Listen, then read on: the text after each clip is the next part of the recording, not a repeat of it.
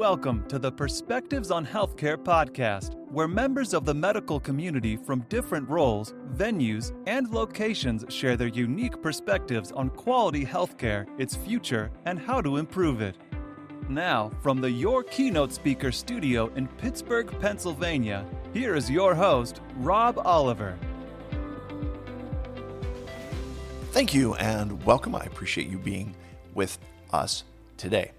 My guest is Amy Beimer.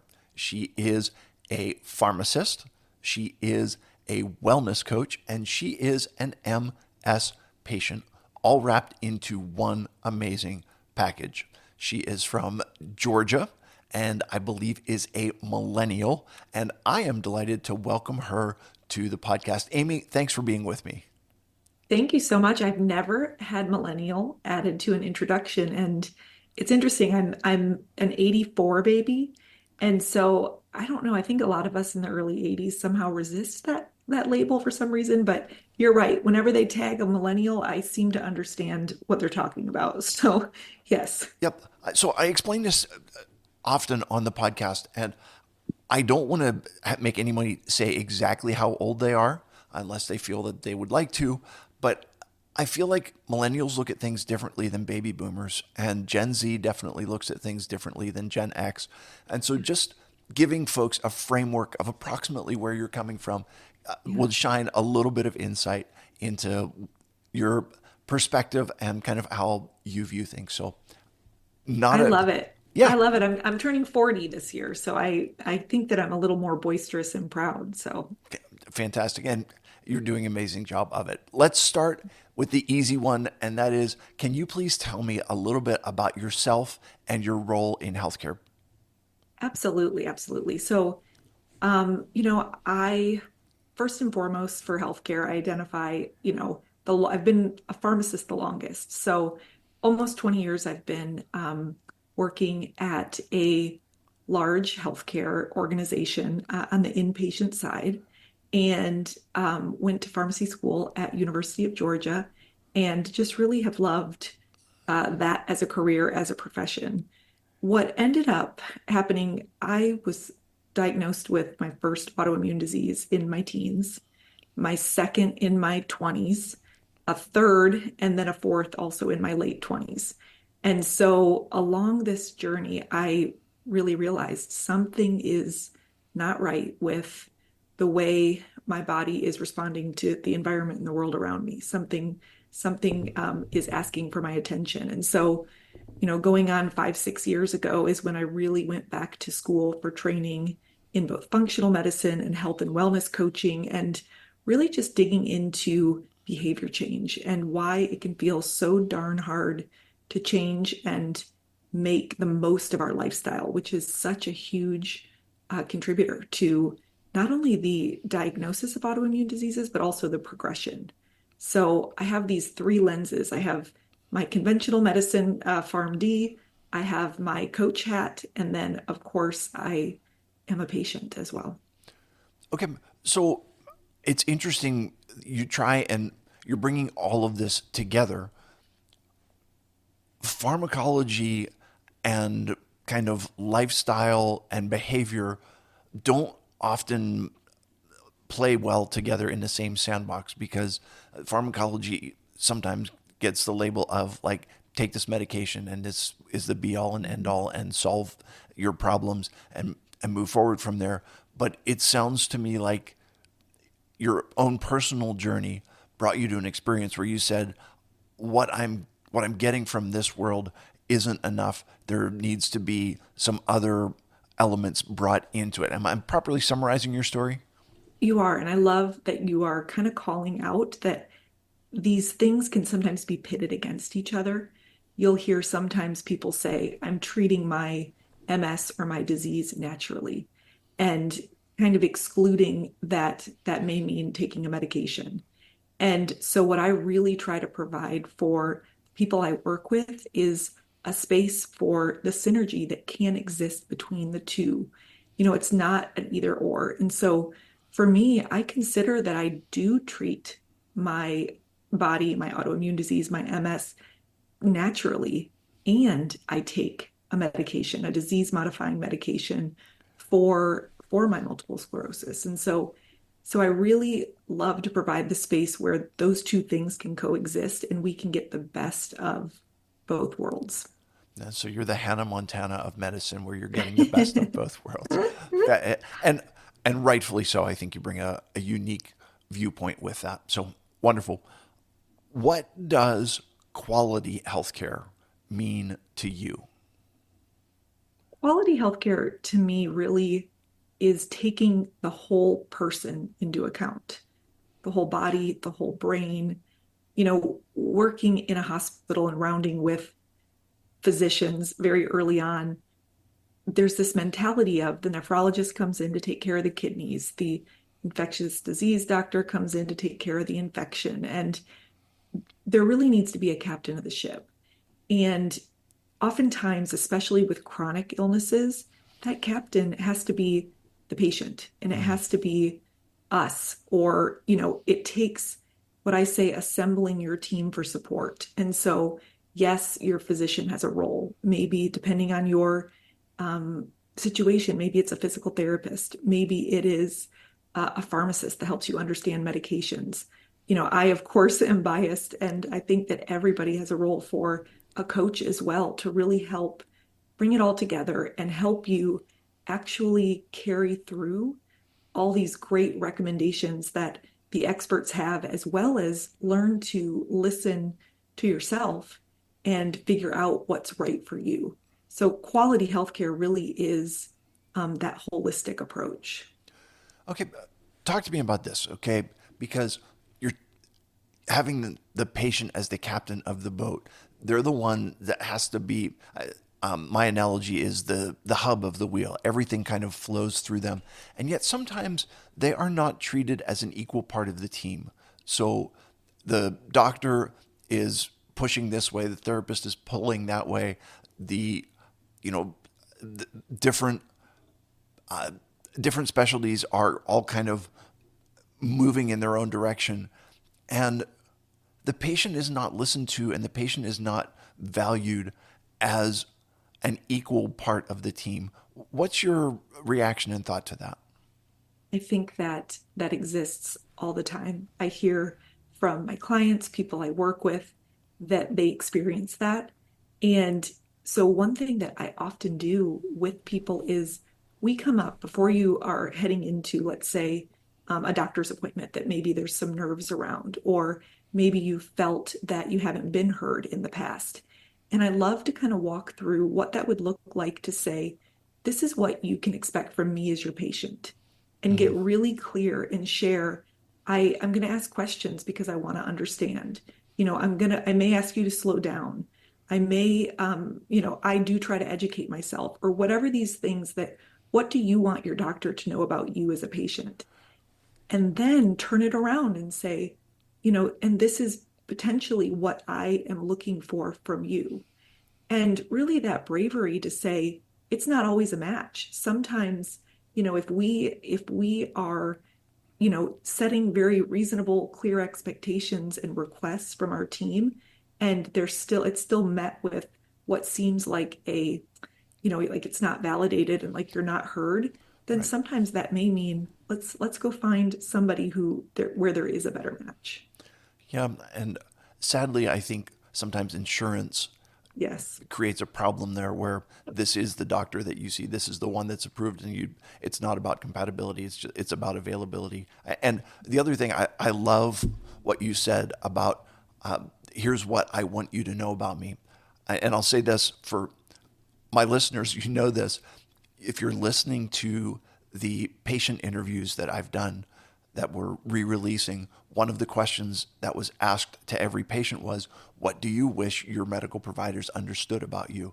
And it's Love that exact idea to say, they get me, I'm able to explain, but here's something that they're just missing. And I think that's a great concept to lay out there. And you're so right. Insurance and sometimes geography really does limit what we're able to do. And so I don't want to be insensitive to the fact that it's not always easy just to pick up and find another provider, but really like looking at who's on your team And, for some people may list out, they may say, well, I want my doctor to be empathetic. And let's say we have a really great doctor and empathy may not be their strong suit. Who else on that team could you get empathy from? Who else Mm, could listen? And kind of broadening that, in relationships, it's kind of the same idea of not expecting everything from one person, let's say whether it's a spouse or a partner. And in the same way, if we assemble this team that is going to be with us for life with some of these chronic diagnoses, then how can we go to others and kind of fill our bucket for what we need? yeah, I love it. The idea of saying there are certain things that I must get from my physician. Okay, the expertise, the ability to write scripts, the ability to make referrals. Those are must-haves. I would like to get empathy, but if I'm not getting empathy from my physician, let's see who else on the team can provide that. What a great idea! Thanks for sharing that. Uh, Absolutely. can you give me an example of quality healthcare? So I'm going to stay in the, my lifestyle medicine world. And I have a framework, and it's also the name of my podcast, The Habit Hub for Autoimmune Health. You said hub, so we obviously are speaking the same language. And I'm using it as an example of quality healthcare when we are calling healthcare this, the part that we can control, the environment, our lifestyle. And the hub is so amazing because of the balance. If we super focus on one area, then it's going to make for a very uneven ride on with that hub. And so I speak from just my personal experience. I spent years so hyper focused on, well, it's the food I'm eating. So I need to get this right and it needs to be the best quality. And when I backed up, and this is before I really had this framework and had this understanding, I was sacrificing in the connection spoke of the habit hub because I wasn't going out to eat with loved ones. Or let's say I needed to move, I have to get up, before work to make sure I get my exercise in. Well, the rest and relaxation spoke really would take a hit. And the top spoke of all of these is mindset matters. And you cannot, outrun a crappy mindset when it Mm. comes to all these things that we're doing. That's really the inner work. So, a shameless self promotion of the hub, just because it does, the habit hub for autoimmune health really does, it's really the framework that grounds me both for my own life as well as working with people to really see how it all fits together.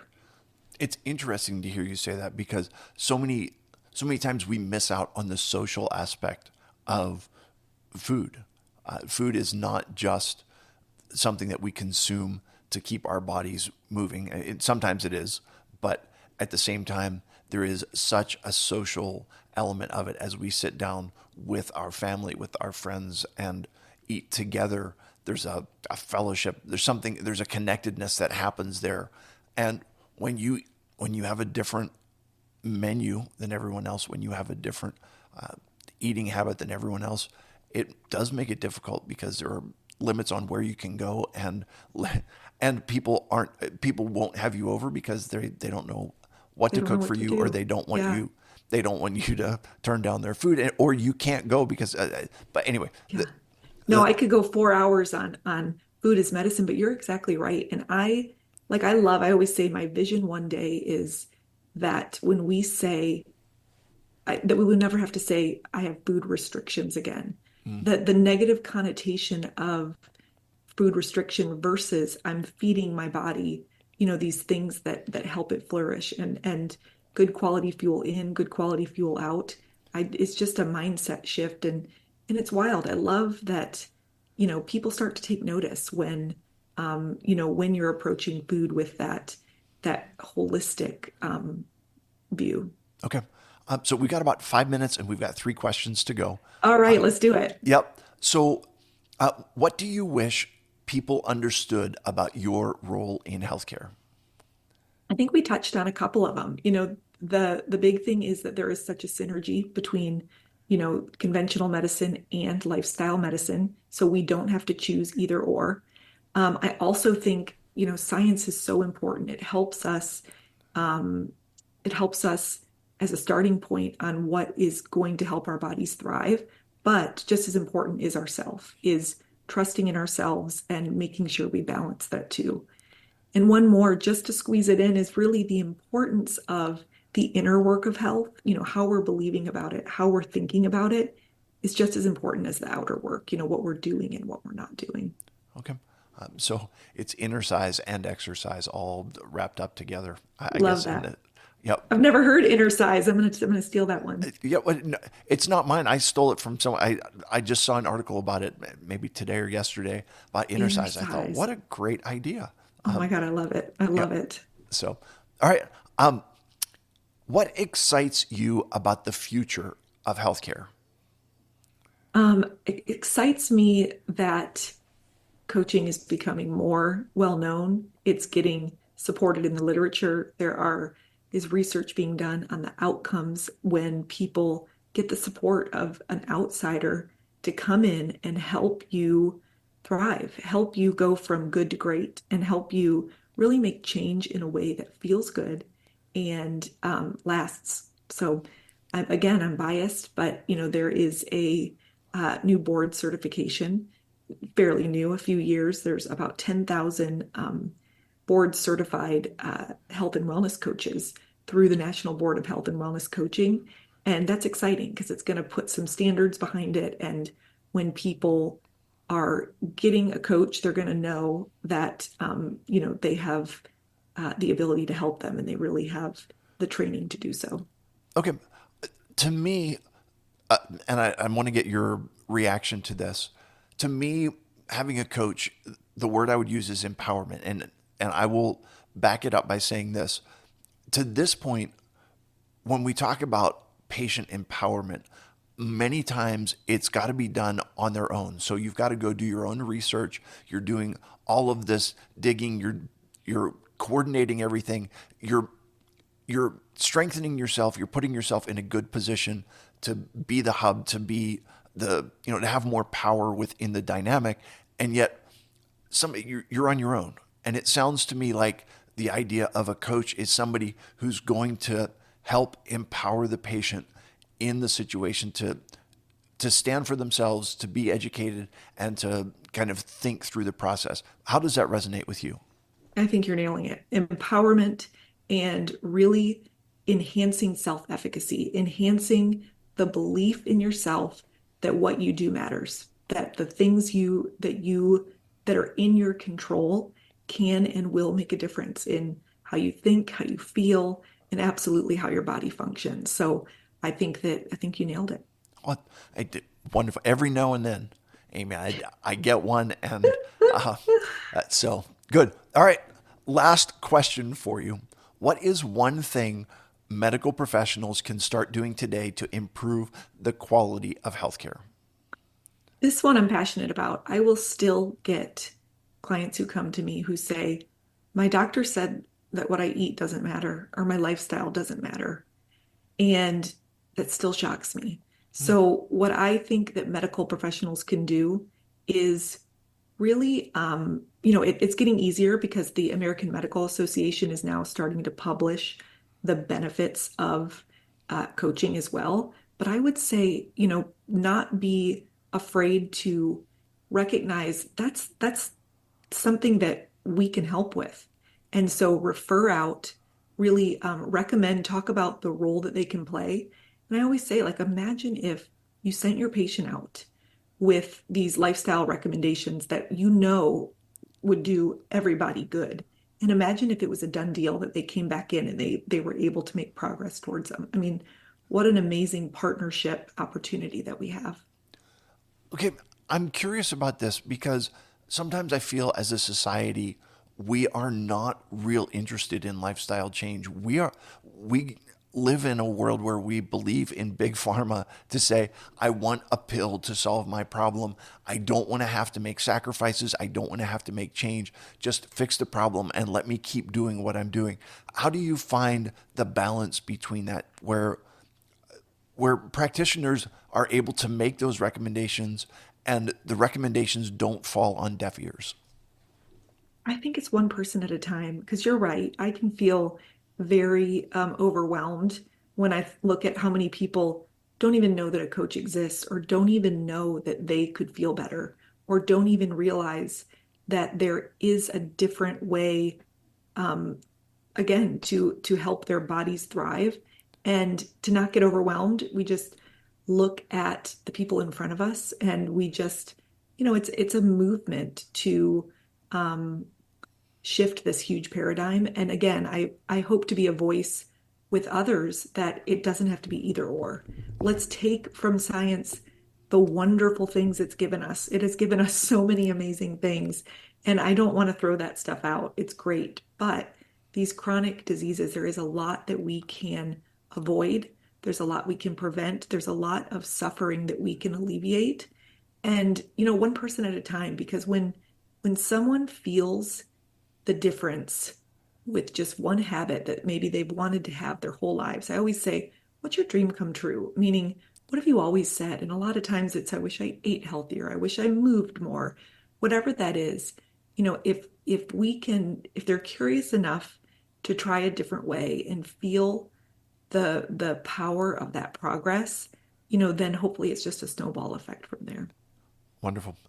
Listen, Amy Beimer, thank you so much for joining me today. I appreciate you taking your time. I appreciate you, and I respect your perspective on healthcare. Thanks for listening to Perspectives on Healthcare. Visit perspectivesonhealthcare.com to learn more about Rob Oliver or to subscribe so you never miss an episode. If this podcast was valuable, we'd appreciate a review on iTunes. Or if you tell a friend or coworker about the show, that would be helpful too. Join us again next time for more Perspectives on Healthcare.